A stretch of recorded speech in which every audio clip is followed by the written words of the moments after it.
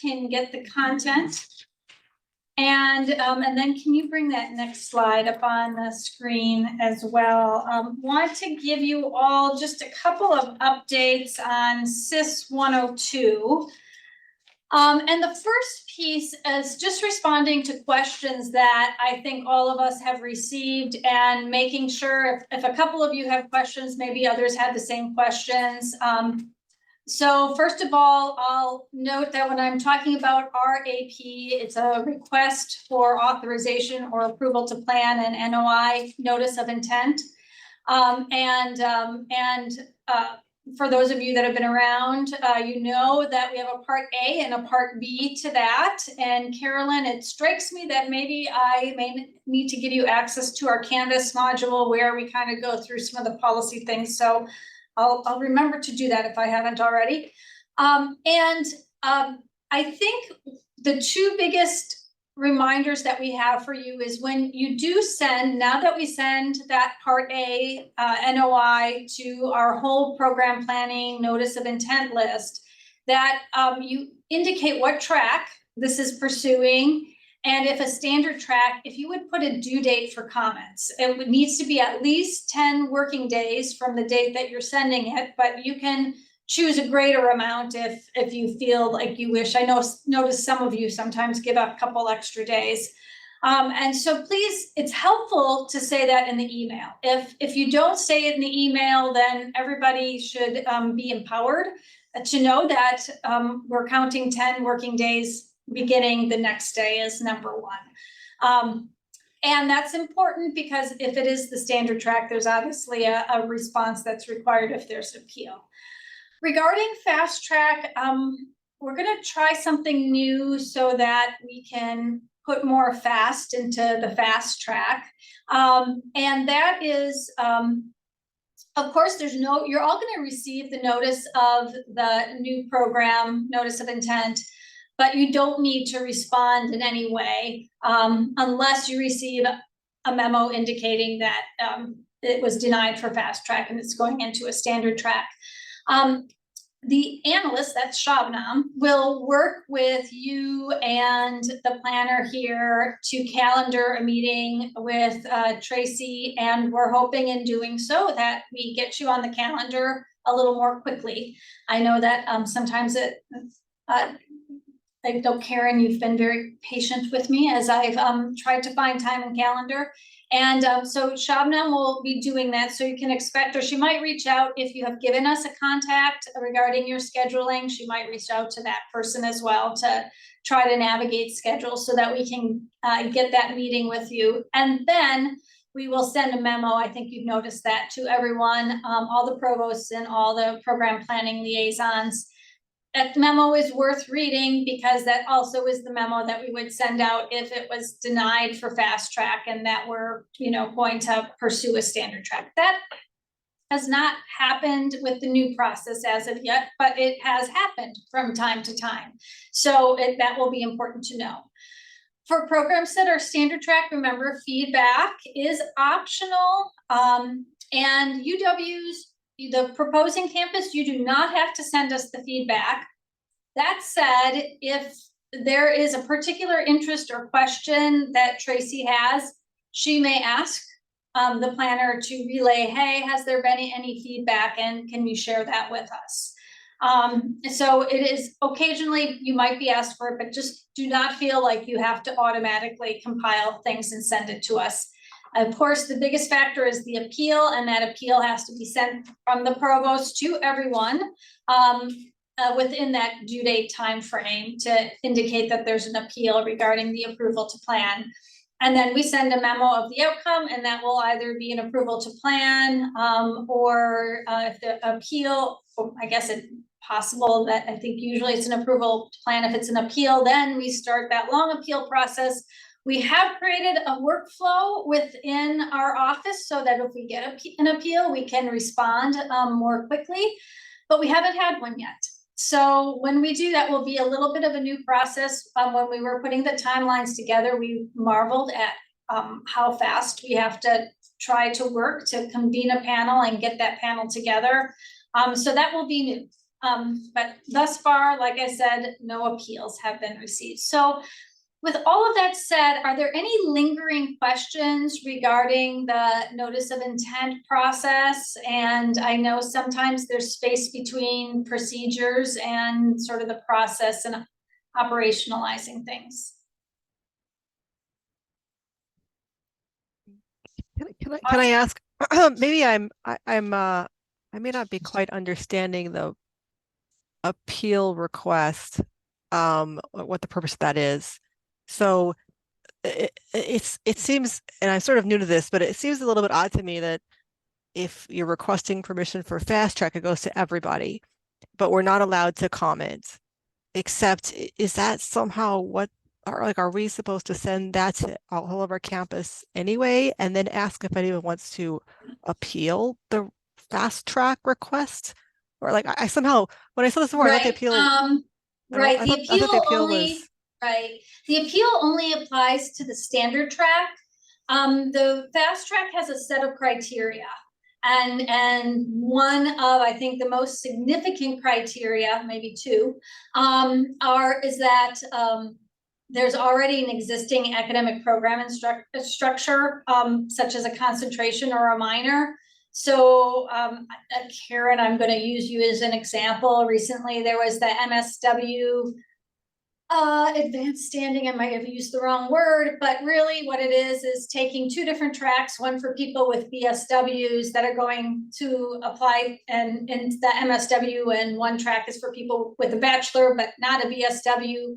And currently they're both in the same program. And so Madison put forth a fast track to separate them out and have two distinct programs.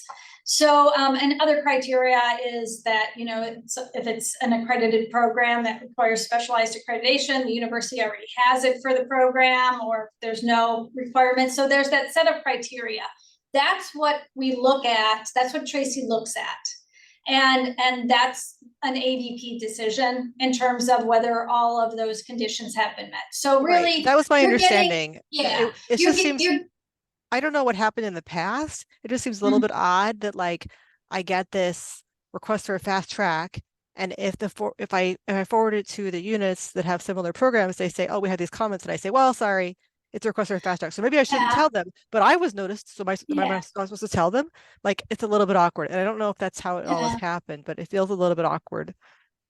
Well, I'm not going to tell you what to do at your campus. What I can tell you is per policy that you do not have to circulate it. It's not required that you circulate it. The reason why we're having people send it to everyone is the provost asked us to, because it's sort of a transparency piece, so that no one is feeling like somebody is sneaking a program in without everybody knowing about it. Except for they know about it, but they're not allowed to comment. So I have a new provost. He wasn't involved last year when the provost talked about this process, and he's saying it's weird that we can't comment on this. Yeah. What I would encourage, I guess, your provost, and this is a great question to bring up with Tracy. She has another meeting that's competing with this right now, is that if a provost has a concern about this process, that they bring it to the provost council.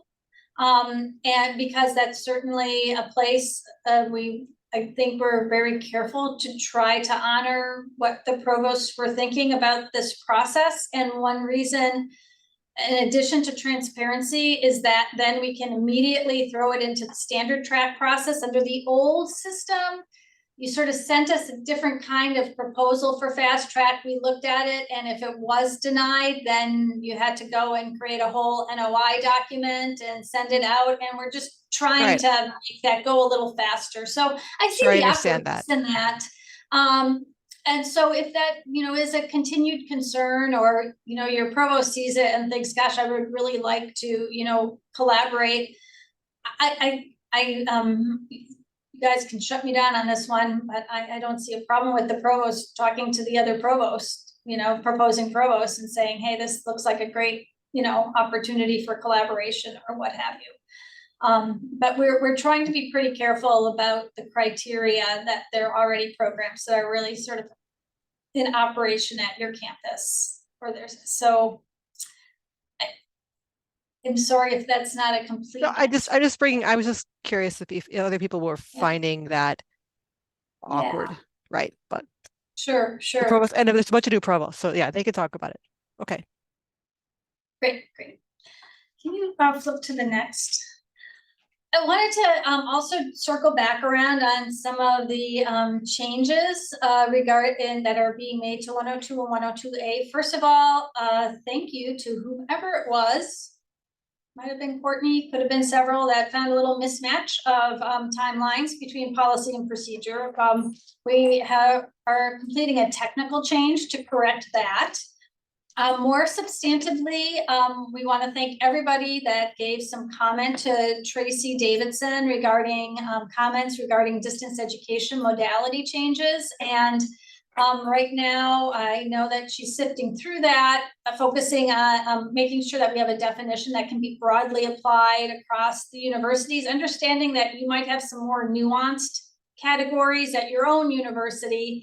I think that the aim is to have language that's broadly applied. I think the next step is really the operational application of this and what it looks like in practice. And so before we put anything through the policy process, Tracy will be having conversations with Ben from OPAR, Jason from Extended Campus, and potentially other stakeholders, such as UW Health, anybody whom this is going to impact.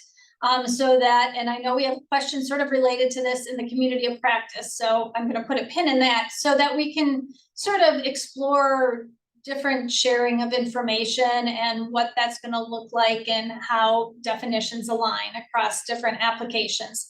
So once that's sorted out, then it will be taken, the language will be finalized. We'll send out a copy to you. There is no vetting process. It will go out to our Office of Academic and Student Affairs Policy Group, and it'll get approved by there. And we're hoping that this will happen within spring. So thanks for that. Any questions before we move on to guidance? Excellent. So I think it was our last meeting that I mentioned that we noticed there's some guidance. So remember, we have policy, that's CIS 102, procedures 102A, and then guidance, which is kind of like a best practice type of document. And so what falls into that, for example, are the templates. But we also have within that some sort of formal guidance about collaborative programs, specifically related to how we define a university collaborative, professional doctorate, and guidance regarding elimination of academic degree programs. Right now, we're looking at the collaborative program guidance, and again, focusing on what we define as a collaborative HLC consortial, which is a program in which 2 or more institutions are coming forward for a program, the same academic degree program, because they're sharing teaching. And we know that there's some technical changes. We haven't received any feedback. I think I might have mentioned feedback in our last meeting. We haven't received any additional feedback regarding additional changes. So we're going under the assumption that really the revisions are mostly technical in nature, making sure, our names, our office names and whatnot are correct. But we invite you to take a look at that and do write to oaa@uwsa.edu if you have comments regarding that. For professional doctorate guidance, we noticed that maybe there's some aspects that are related to criteria that could be or might be repetitive of those stated in 102A, or could be moved to that. And we're kind of wondering if we could do that and if additional guidance is really needed. So there's sort of a pondering of, could that guidance be eliminated? And then last, we're kind of wondering what the utility of the elimination guidance is, because it doesn't seem to add a whole lot of value when we read it, but we're looking at it from our perspective. So I'm going to just kind of put out one more, hey, if this is something that is interesting to you to look at, go to the policy tab, CIS 102, and click on the guidance tab. And you'll see all of our templates, but then you'll see some of the more formal guidance. And write to us. I would say, Tracy, what would you say within the next couple of weeks? We'll probably be rolling on that. So sort of last call on that. Any other additional thoughts? Before I remember something I forgot to mention for distance. Awesome. I wanted to cover one other thing with distance. And I know how confusing this is because on our online forms, we ask you to check all that applies when it comes to modality. And because those changes to definitions that will further change things, but also they're not really captured by OPAR, you will probably, well, you will notice in your memos, because OPAR is still for the CDR using the categories 50% or more via distance delivery, face-to-face, or both. Those are the categories we have to work with. So just a heads up that that's what we'll reference in the memo because we need to direct OPAR to enter it correctly in the CDR. However, if you tell us there's a fully face-to-face, fully distance education mode to it, we will recognize that in the memo, but we just want to sort of parse out and make sure OPAR knows how to report it. And I'm sorry for that sort of mismatch. We're capturing it in our database. And I'm sure there's going to be more movement on that once we get into the new definitions. Can you hit that next? So any questions before I move forward to articulation agreements? All right, this is something we just want to share with you and ask you if you have a better idea. So as you know, every year in your annual reports, you give us a link, URL to wherever it is that you record all your articulation agreements. And that's all we require for policy in terms of reporting on articulation agreements. On time to time, we receive requests from stakeholders for information about all the articulation agreements we have in the system. And because there is no formal database and no formal reporting of each articulation, what we do is when we receive those URLs, we verify that they're correct on our website, and then we go to the URL and somebody actually extracts manually all the information off of the URL that's listed for your articulation agreements. And then we add a SIP for the receiving institution, usually a bachelor's, so that we can kind of have some idea of the curricular area. And then we utilize that data to respond to these requests. So we just went through the process of updating it for fall, based on fall 2023. We understand it's a snapshot. It is a little labor intensive to pull the information.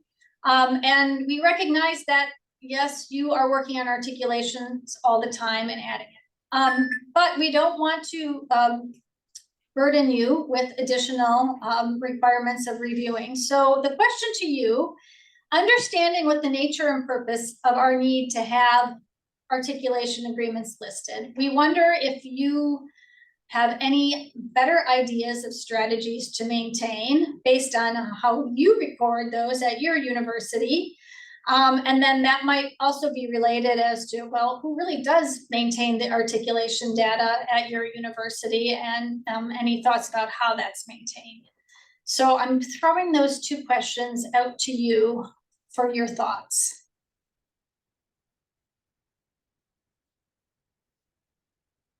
Do you want me to take this screen? Sure.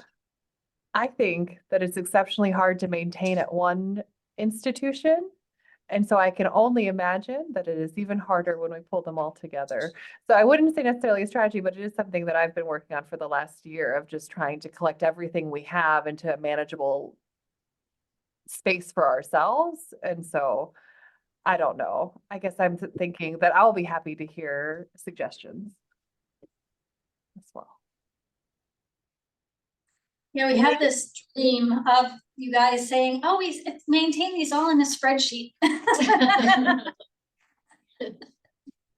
So maybe not, I mean, we need to pull together all we have too, but maybe moving forward, I have to say that the online form that we use to report a discontinuation or that we use to report implementation is a really easy form to use. So in my mind, when a new articulation comes across my desk, we'll talk about whether it's me or admissions, but when a new articulation is signed, going in, doing a form like that and uploading would be fine for me moving forward. Now, it's going to take me a long time to chase down everything we have. Even though they're all supposed to be on our website, it's still a little hard to chase everything down.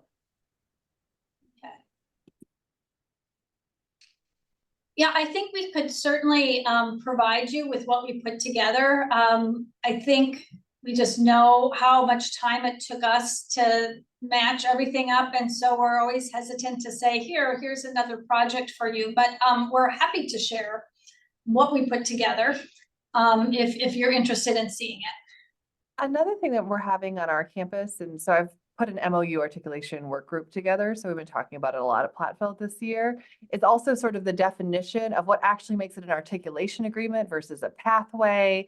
And sort of, I think that even work towards having some unity there could make reporting easier and better. I think sometimes they're coming across my desk like this is just a pathway, or it's an it's inconsistent on that regard too. So yeah. Yeah, I think generally our policy only speaks to articulations between Wisconsin Technical College System schools and UWs, but we know that you all have a lot of articulations agreements with other schools outside of Wisconsin as well, and private colleges and universities. I think generally we see an articulation agreement is when it is at least sets of courses in which there's a very intended, beyond just sort of credit transfer equivalencies, which are course by course, where there's some sort of logic, systematic way from one higher education institution to another that says these will transfer, usually as sets, usually sometimes as blocks, sometimes, a lot of times as blocks, even if it's with an AAS to major requirements, because it looks different all the time. Sometimes it has a GER component and it has a major requirement. But I think the presumption is that there's some sort of institutional approval at the provost level or whomever approves that says this is to be, and this will continue to be until we reach some other agreement. And the BSN at home is sort of an interesting, and that's a multi-campus, multi-system, and I know it takes a lot of work to review that, but it's sort of signed and it is what it is, even though there's some nuances at every university regarding general education requirements and whatnot. But we would still say that is an articulation agreement. So I know that's a tough one, because I know there's also the liberal studies, technical college that a lot of times looks very blankety, where it's satisfying. You might have an agreement about it satisfying general education requirements. It's not really a classic articulation. So we agree that that can get sticky. I think we usually broadly apply it when we're looking, because it appears to be agreements that give students a clear information of what they still have to do. And thanks to Susan, or Suzanne, who has posted something to the chat about how you go about collecting your types of agreements and what they are. Oh yeah, sorry, I realized I turned my mic off, but then I was typing up, it wasn't too loud. But there is another, it's a little confusing, and sometimes I have a hard time finding this page. I think it's very student facing, but it's like under our registrar's office, under transferring course credits, there's a bunch of like these, what are they called when you click on words and it expands something, right? Sections. And there's the one under transfer guides and agreements actually talks about like, here's the difference between an MOU and an articulation agreement. And then our registrar's office has a listing of just articulation agreements, which is just the program to program articulation agreements. But then this page, you go further down, has more, including like, UW, WTCS, Universal Credit Transfer Agreements, other multi-institutional agreements or agreements with other institutions. So like, yeah, that's sometimes if I'm looking for this page, I find the one with just articulation agreements and I'm like, oh, where's that other one, right? But anyway, just to show you, this is kind of what we have. I don't even know which one our institutional academic planner reported to system. She might have only sent you the one with just the program to program articulation agreements, right? But we also have this. So yeah, I think knowing how to organize this stuff is is important, and it's a hard question. Yeah, that's helpful though, and I think there's a value in that. I'm just thinking of external stakeholders, who are convinced that nothing transfers.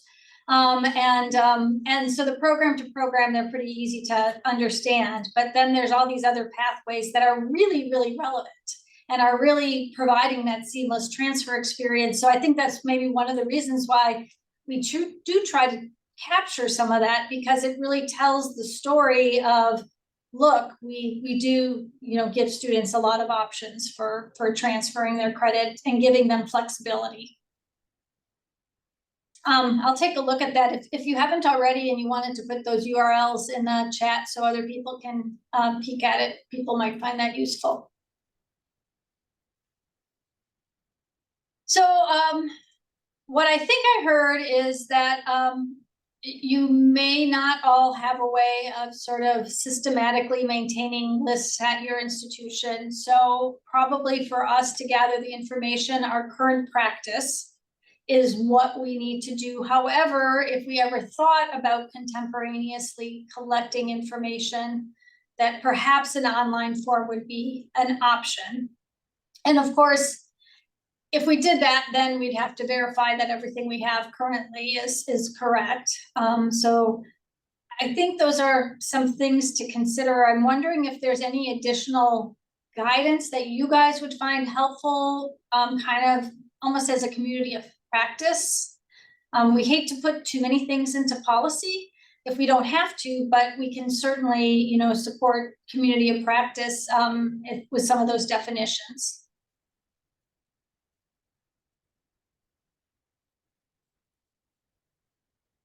Okay, I'll take that as you'll share resources with one another. Can I just sort of see sort of, thumbs up or hands up? Would anybody like to see the spreadsheets that we put together so you can just be informed? Okay. So we'll send those out to you, and if you really don't care about them, you can put them away somewhere. If you care about them, you can take a look at that. And if you have any big concerns, you can let your liaison know. Awesome. Thank you. So now we're going on to our community of practice. I think you can take it off for now. Yes. Yeah, that's okay. Yeah, I think they have, I'll read the second one. The first one is to do with, so I will tell you that sometimes I don't exactly know the facets that people are wondering about. And for community of practice, Carolyn, since you're new to the group, this portion of the meeting is about all of you asking questions of one another and sharing what you're doing at your universities. If there is something for us to, from a system perspective, to offer, we will. And a lot of times these are truly institutional practices, and this is a venue of sharing that with one another. And so the question that I think kind of emerged was with the November updates, HLC policy changes regarding faculty qualifications. I believe the question that was posed are, what are people doing to bring their practices up to date with this policy? And if whomever had, I'm not exactly sure if this question came from one or more people, so anyone that has had this question, feel free to expand.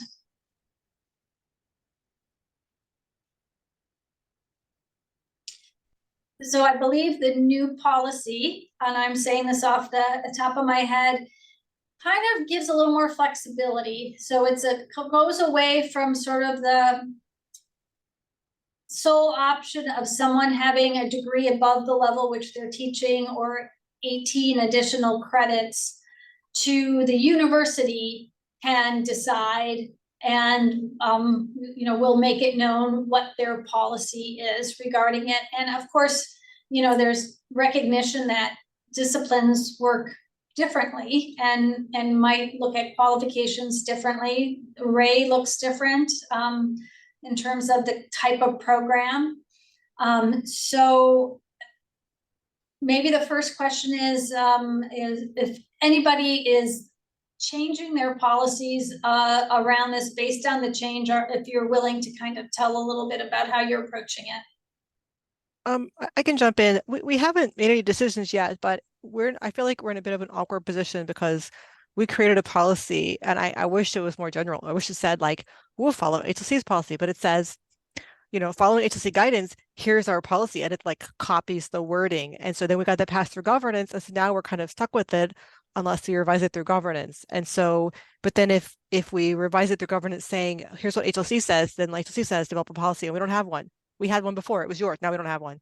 So we could say something like departments develop one and then kick it to them, but we haven't, made that decision yet. And then because part of it is our director of the Office of Dual Enrollment said, well, there's this section on alternative qualifications. Can we somehow use that as a loophole to be more generous than we were before? And I'm like, that's not really the letter. I mean, that's not what that's supposed to be. Well, I'm like, well, but I don't know. So this is what I'm sort of struggling with. Like, do we revise our policy? Do we say, well, now that HLC has sort of backed off on the credential requirement, can we use alternative qualifications in a more creative way than we did before without changing our written policy? But we also are really interested in like, what are other places doing? Like, what is WTCS doing? What are other UW system institutions doing? Because if there could be something more uniform, then, I mean, I don't want to. It's just really messy to say like every department figure it out, and then, you don't know what other people are doing, and there's nothing coherent, and then maybe I don't want to cause any rifts between other UW institutions because we're like, oh, well, you lowered your standards, and so now you're awarding all this dual enrollment credit, and we don't have any chance to do it, right? So I don't know what the provost discussions are, but this is kind of what we're struggling with at UWM. Oh, I'm sorry, Todd. It's all your thing, right? I say at Platteville, we created a working group with Faculty Senate to discuss on this with the provost office, and they're having really good conversations that will likely lead to the same qualifications that HLC used to have, but I don't, that's what's going on. No, thank you. I'm kind of the same here at Stephen's point, Suzanne's point. We actually have in our handbook, which will need to be revised, some citation of what was the former HLC policy, particularly with respect to general education, and the requirement of typically a master's degree and 18 graduate credits in discipline. So we have to minimally revise that language, even though we may, and we intend at least at this point, to keep that standard, because I think it's a good basic floor. Unlike Suzanne, we did in certain disciplines over the last few years did go down the alternative tested experience criteria route for disciplinary courses, and I'll give a couple of examples where we did this in a few disciplines. One was in dance. And again, these are classes that do not have general education designations. But if somebody had been a member of a professional dance group, whatever that term is, the theater and dance department said, hey, they ought to be able to teach dance 101 or 102, even with the possession of a bachelor's. And so we have modified over the years some of those in disciplinary specific areas. The one on the other end, by the way, in the master's degree for our Masters of Natural Resources, we had an Undersecretary of the Interior come and want to teach a class on public policy at the master's level here for our College of Natural Resources. And we allowed him to do that as an Undersecretary of the Interior for that particular discipline. It was quite appropriate, even if he didn't have the master's degree. And so we've carved out carefully some of those, and those aren't likely to change either. I'll bring this in for landing. I have fairly close relationships with North Central Technical College as well as Midstate, our technical college partners. My sense is that as they're launching and continuing to launch their liberal arts associate degrees and create new courses, that they're looking at this as a wonderful opportunity to teach classes now in humanities and arts areas that are appropriate in a sense for their new liberal arts degrees, but for which they didn't typically have technical college faculty who had that master's degree in 18 credits in discipline. So I think it's very likely that for their purposes and by extension, Suzanne, their dual enrollment, that they are going to move, my guess is fairly expeditiously into that. And that does raise questions for that competitive landscape. So I yield. Thanks, Todd. Any other thoughts on this topic? Could I just add something? So yesterday there was an interesting conversation about Indigenous languages and that they don't have faculty who have the expertise or the credentials. And so one of the questions was, if you have someone who doesn't have a bachelor's perhaps, but they are from a reservation where they have that community, they have that expertise, would this potentially be a way to provide that experience and actually confer that education, whereas they couldn't without this possibility?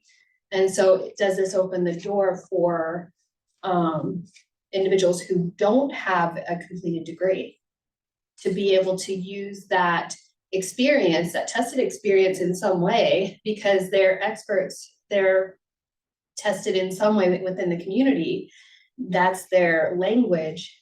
Are they able to provide that, in a classroom setting? That sounds like a good question for the HLC. Like if they don't even have a bachelor's, like, because I could see, sure, Todd, like we have plenty of examples of like somebody's a fellow of the Society of Actuaries, they took 12 exams, but they don't have, fine. But like, we have a few examples, but do you open the door there to a lot more, right? But this, if they don't even have a bachelor's degree, I would say like, look, it's HLC's policy, like somebody ask one of their liaisons, and if they, I've been surprised. Sometimes you ask them and they're like, well, what are your peers doing? What do you think is reasonable? Sometimes they're like, what are you insane? What do you think? No, of course you can't do that, right? So I don't know.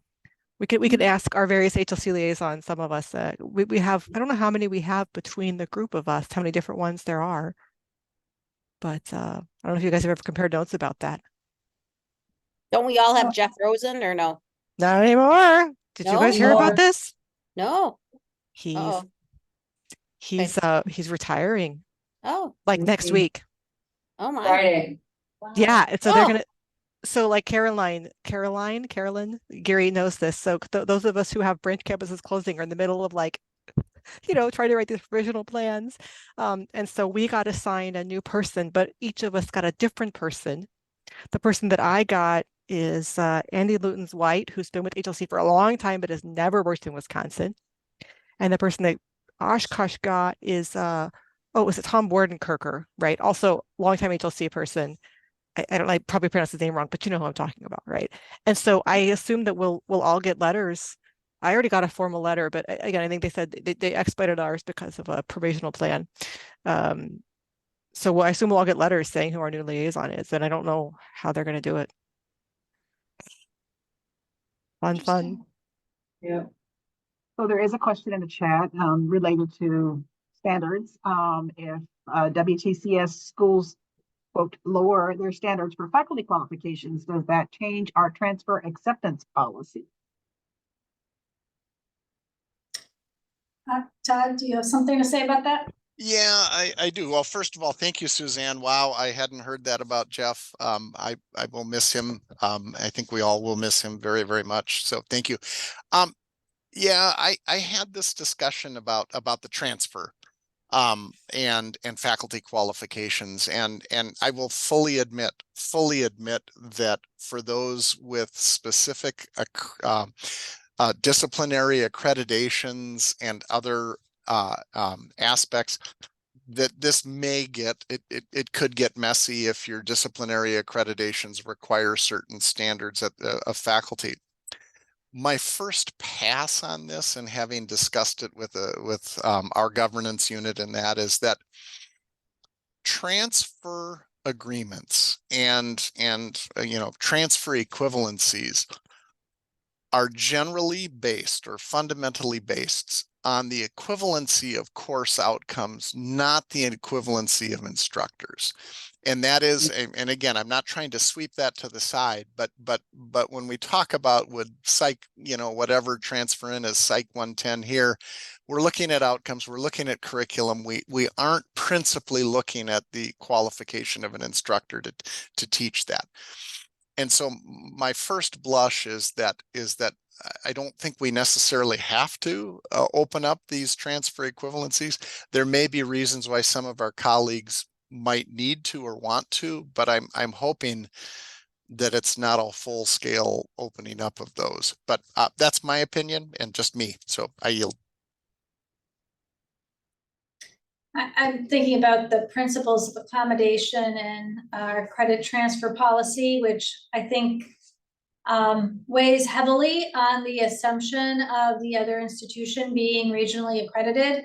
So it kind of throws it back then to HLC of, okay, if you're opening this up, then there is some assumption that the assurances of quality and everything else are being met. And therefore, the university or the campus maintains its accreditation, and that's just one of the assumptions in terms of the credit transfer principles. And a really excellent point about the student learning outcomes associated. Jen, I can't speak to the liberal arts courses, the 20 level courses at the techs, but it's to the 10 level gen ed courses that are part of the UCTA, Universal Credit Transfer Agreement. Those all have uniform student learning outcomes that are system-wide. And that is one of the reasons why we utilize them for that UCTA.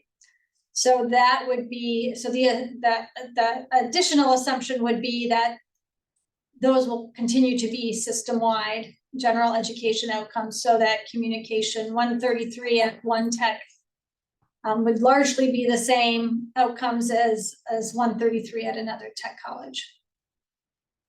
For some reason, I can't raise my hand. I apologize.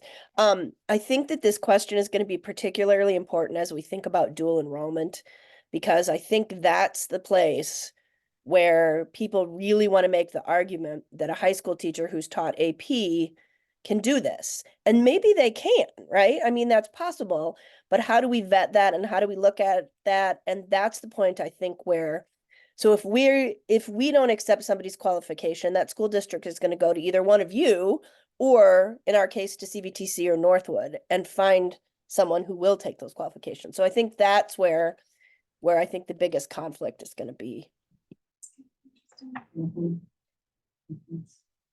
Thanks. Any other conversation on this topic? All right, on to the next one, which was a late breaking topic. And so I am going to try to paraphrase it, and I can be corrected. So this question came in response to a recent email received from the online initiative for folks to go into the test portal site and look to see how programs are listed in terms of their online availability. And the observation was made that there were some programs for which notice was sent to us in fall 2023, and we recognized it, that admissions to the program had been suspended. And the question is there some sort of sharing of information? We get your notices, we issue the memo recognizing it, it goes to OPAR, they put it in the CDR, it interfaces with UW Help, with EAP, and find a program. And the question was, does that information get shared with whatever the application is for the online initiative? And the answer that I found in the last couple hours was no, it doesn't. And we understand that that's something, I think, if I say it correctly, that Tracy is aware of. And earlier we were talking about how with the modality definitions that Tracy really wants to look at operationally how things would be implemented and what that looks like across us, OPAR, online initiative at Extended Campus, UW Health.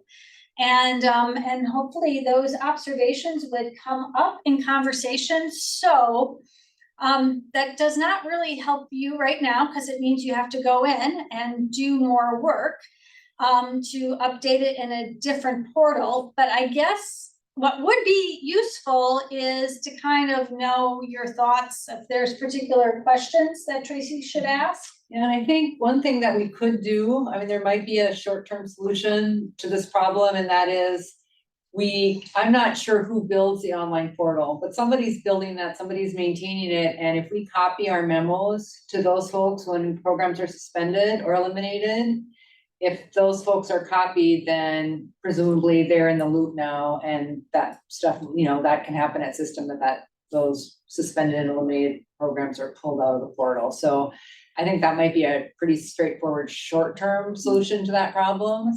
But ideally, you know, ideally the portal, in my opinion, ideally the portal is, you know, fed its information from our database that's always up to date. And so in the same way that Find a Major, you know, platform is updated via our database, et cetera. So as you give us information about suspended and eliminated programs, that's, you know, we have constant updates going on based on the database that you're all helping us maintain and keep accurate. So this is a conversation that we'll have for sure. And I'll continue to have it with folks here to see if we can get some of this pulled into alignment. But in the meantime, we may have a solution. I'll do some research and find out who's maintaining that online portal and what the best way to feed the information we get to help share it with them so that doesn't happen. Tracy, it was Angela Meidel's group in marketing and at Extended Campus that initially put it together, and then they were reaching out for information, I think from the various campuses about what to get loaded into that portal. And it's a subset, right, of online programming because it's only fully online, 100% online programs. But I'd start there with either Jason or Angela. Okay, thanks, Alyssa. Yep. Okay.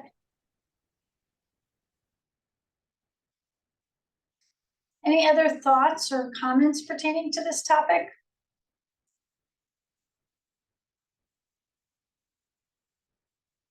All right, any other community of practice items that you'd like to bring up? We have some minutes left.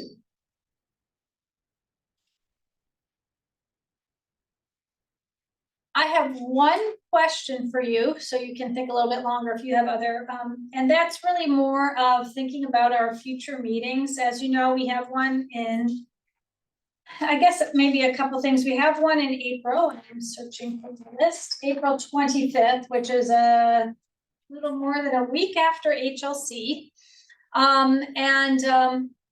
And so that one definitely will be virtual. And I think sometimes people have community of practice items that sort of percolate out of the HLC conference. So while it's not a joint meeting and many of you are ALOs anyway, I would say let's just see what comes up. And I feel like if you see the agenda, you should always feel empowered to share it with your ALO if you feel like this is a meeting that they should also attend. So know that you can do that. So I just note the timing. I could see that happening with community of practice.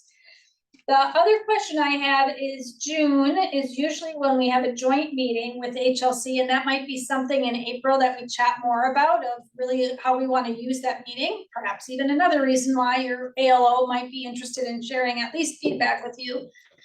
And long ago, before the pandemic, we used to do that meeting face-to-face. And just for the purposes of thinking about that, I am just interested in knowing if you all would prefer to keep that virtual, or if you would prefer to have an option of face-to-face or sort of a hybrid. And if you have immediate thoughts about it, shout them out now. Otherwise, I'll probably be asking you again in meetings to come. And Suzanne, I see your hand raised. Well, the Board of Regents meeting is always in Milwaukee the first weekend of June. So I don't know how many people would want to come to that, but we could probably find time in there, maybe if the HLC liaisons, whoever they are, are available, but that's one option. It would be making a face-to-face meeting easier if we could do it at a time when at least some of us are already going to be traveling. Just a suggestion. I'd be happy to arrange, a room and maybe even with some snacks, and we often get together for a meal anyway, if we're anybody who's attending Board of Regents. So that could work out. Just an offer. Okay, thanks for that. And certainly we could kind of do it as an option too, where it's, sometimes people can't travel, so we could do a both and. I will say if we do ask whomever, usually it's been Tom and Jeff that have spoken with us, so I don't know who it'll be this time around, we'll see. And usually we approach them in April. So if we did invite them, they could still join us remotely, but if they have come to Milwaukee in the past, and I know that's been convenient for them because they can catch a train. So that's something to think about. Yeah, obviously for sure I can get a room that has hybrid capabilities so we can do part remote. That's no problem. Okay. For those of you that aren't ALOs, maybe just run this question by your ALOs to get their thoughts on the topic as well. And any other announcements or updates from you, Tracy? I don't think so. I think it sounds like we covered a lot of it, so that's great. Thanks for running all that. That was good. Okay. Anything I'm missing? Any other announcements? Well, then I gift to you approximately 20 minutes. Use it well, and look forward to talking to you all soon. Thank you. Thanks, everybody. Take care. Thanks. Bye. Bye-bye.